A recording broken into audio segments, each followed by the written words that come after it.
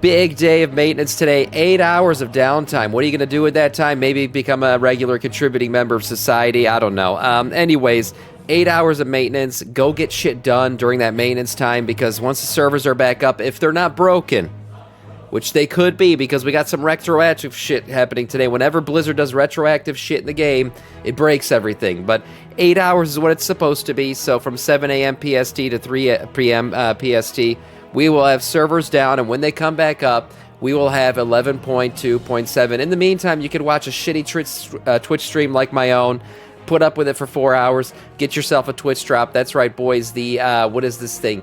Oh, the Trip Topsy-Turvy Joker's Mask can be yours if you just watch 4 hours of any Twitch stream out there right now streaming World of Warcraft. Get yourself that nice little transmog. Okay, 11.2.7, the big patch of the day, guys. The final patch of the War Within as we head into midnight. What is it all about? It's called The Warning. We've already talked about all this. What are we getting today? A continuation of the War Within campaign, or really a finale or a wrap-up of the War Within campaign, and a prelude into the Midnight campaign. So we get to do the Vision of the Shadowed Sun, going through all this shit with Varisa Windrunner, talking about all the things that are happening with the Whispers of Azeroth and all that stuff. So you'll be going through that quest line. Also, you know, whether you're a player housing Andy or not, you're going to be doing player housing shit, because there's so much to do with this stuff, especially if you got pre-ordered the expansion, any version of the expansion. You're getting housing early access today. Also, new for returning players, a very new experience that allows you to clear out your bags, clear out all your shit, relearn how to play your classes. Honestly, a very big deal for the game that I feel like is very much undermentioned. But it's going to be there, and it's going to be live when this patch goes live. Also, a new lore walking quest. I love lore walking. Think it's a great add to the game. We're getting the Elves of Quel'Thalas, a new storyline about the Elves. You'll get to fight against the Scourge as they charged into Silvermoon. If you never played the campaign for the Blood Elves, the Heritage Armor campaign, you've never really seen that Scourge invasion. We got to see it in that, but if you haven't, you're going to get to see it now in this lore walking campaign with Lorthamar, so that looks pretty cool. Pandaren getting their Heritage Armor with the tissue paper, the COVID masks on them. That's pretty cool for you guys. December 2nd to the February 9th, so this is starting today as well. You get your Turbulent Timeways going live with Shadowlands added in, so that's a nice one for you guys. Relearn your class, so you will be doing it. Good one, good one. The Brawlers Guild also goes live on December 9th, so that's not happening today. That's happening next week's reset. But getting into the Brawlers Guild, whether you're in Orgrimmar or Stormwind, be able to do some solo boss fights, so check those out. Horrific Visions Revisited, players will now be able to queue for any Horrific Vision they want. Only reason you'd probably be doing that is for Transmog, but you'll be able to do it once this goes live. For Legion Remix, Broken Isle world bosses have begun spawning in other timelines. Doomguard Challenger now drops fragmented mementos, fix some issues. Erius will now scrap more motes of Broken Time, converting them to fragmented mementos of Epoch challenges. So more conversions of more shit. Slightly increased hit detection, a bunch of other stuff. Yeah, we're nearing the end of the fight here with Legion Remix. So everything's becoming a little bit more overpowered. You got more world bosses going down and everything else. Skyriding will also be different when the patch goes live, guys. No more Vigor. That's right, the only thing you'll vigorously be doing is when you put that bottle of lotion and tissue papers on your desk. But from now on, it won't be vigorous to fly anymore. That's right. Flying around will no longer require vigor. No more ducking and diving. You'll just have 6 charges of vigor. And once that shit goes, you'll just be using it, okay? So that thing will gradually charge up as you're flying. No more worries about skimming the ground or anything. That's it. You just use it, and you lose it, and it comes back. And that's how flying will work from here on out. User interface accessibility shit, okay, yeah, all that stuff happening as well. The big thing today is player housing. Okay, player housing is a big thing for everybody, and there is something that won't actually be available for testing, and that's charter neighborhoods. So starting today, public neighborhoods and guild neighborhoods will be available for testing. It's not just testing, this is the live servers. You'll be able to actually do this. So if you're in a guild, you can start your guild neighborhood or join a random public neighborhood. The charter guilds will not be available. Charter guilds are going to require 10 people to get together to form up like a, an enclosed neighborhood, basically, an invite-only neighborhood. That is something Blizzard wants to go live, but it won't be happening in this thing just yet. Also, Blood Elf and Night Elf exteriors will not be happening until patch 12.0 actually goes live. So there you go. Didn't you say skimming is still a thing yesterday? Skimming is still a thing, yes, but it's no longer required. You no longer have to do that to be able to build up your charges anymore. They're just going to passively build up. What's the guild? What's with the guild, Sam? We got guild drama. We'll talk about it later. Crafting and housing decor with reagents from every WoW expansion. That's right. If you're a crafter out there, crafting will once again be relevant thanks to player housing. We got some items that you'll be able to make, and we're going to look at those items real quick. So alchemy, you got yourself some candles, a little fountain here, and a nice little plant. Yeah, for definitely something some 48-year-old woman would put in the entrance of her home. Very nice. Also blacksmithing. You got yourself some nice little stoves, and this is actually really cool. A nice little fireplace here. I look at it as a forge or something, but yeah, nice stuff for there for blacksmithing. Enchanting. You want to set the mood before that little sex dungeon entrance you got in your basement? Yep, you hang some little jewels above there. A Night Spire fountain. This is actually highly detailed. And a mailbox? Wait a minute, is this a functional mailbox, or is this just something that you'd be putting in your... That's... What the hell? For enchanting?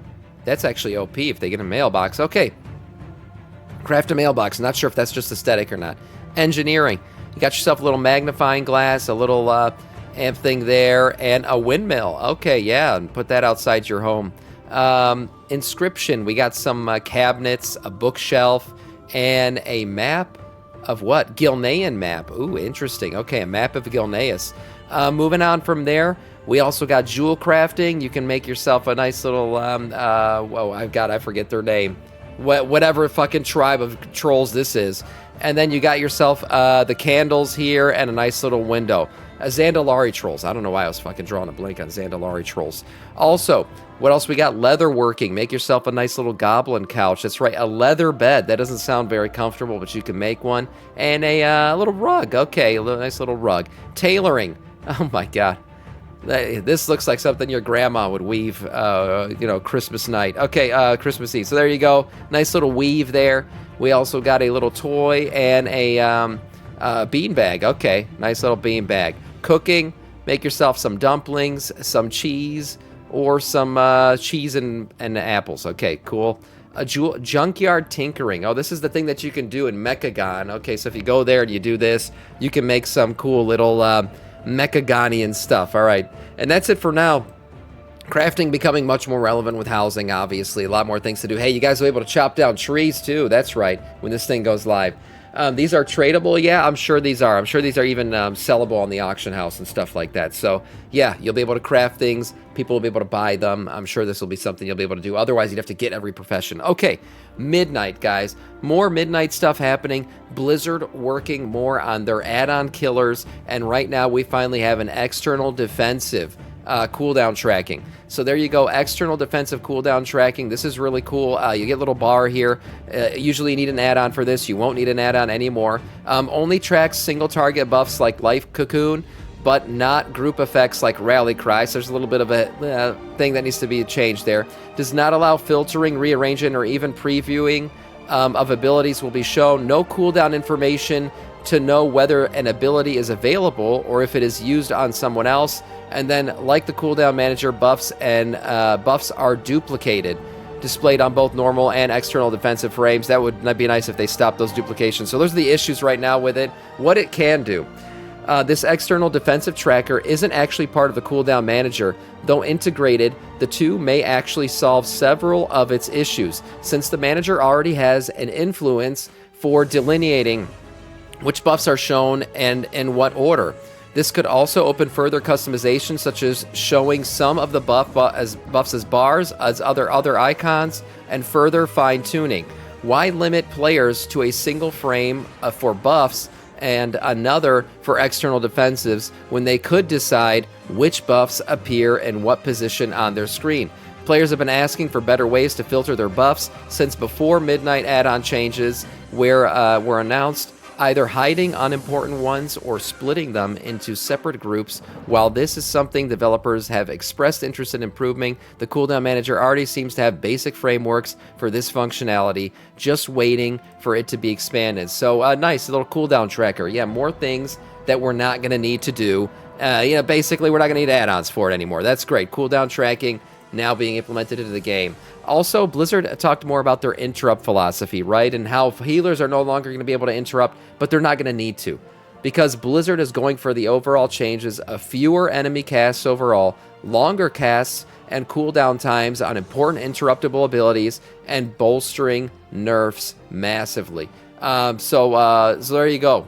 Tons of changes to cooldowns and how they're going to work, and cast times for enemies. I've talked about this already. People a lot of times they worry about when add-ons are gone, how it's going to work, because right now in the current game it'd be an absolute disaster. But the current game is not how things are going to play. So Blizzard has a little blue post here with the removal of interrupt capabilities from healers. We're making an effort to change the behavior of enemies that use spells like Shoot or Frostbolt. We want enemies with these spells to have even more evenly spread their targeting to different players of your group, which should reduce cases where a single player might take a large spike of damage while others are receiving none. So there you go, targeting different enemies, enemies targeting players in a different way, all this stuff working so that way things are not quite as difficult as they used to be. Overall, I think I'm expecting difficulty to go down in Midnight. I think things are going to be easier. I think rating's going to be easier. I think Mythic Plus is going to be easier. And overall, I just think we're going to have an easier time playing the game because you don't have the add-on ramp-up that's constantly happened. Blizzard also improved their nameplates. We've seen nameplates recently in the game and how all those look. Big improvements to those. There was issues where they were stacking up or ending up underneath the enemies, so you'd have an enemy with its health bar beneath its feet. Weird shit going on. Blizzard said they made improvements. We further improved the nameplate stacking, which is now live in beta. These changes should improve nameplates from going below the unit they are attached to. They also no longer shuffle positions too much. They were shuffling around way too much. We are aware of another issue where units in separate packs will sometimes have their nameplates overlap, and we'll be addressing that soon. So Blizzard working more on their nameplate changes here. This is the most recent iteration of what nameplates now look like in the game, and I think they look pretty good. They seem to be rotating well with this. So before they were like hopping around and you'd rotate your screen. This is much smoother, much slower in the movements. This looks good. Now the stacking is still a little bit of an issue. I think they're going to try to work on that. But I think this is a nice improvement to the nameplates in game. Blizzard working obviously on all this shit. Keep giving them feedback. They keep making changes. More stuff to come for sure. And that is all in terms of news.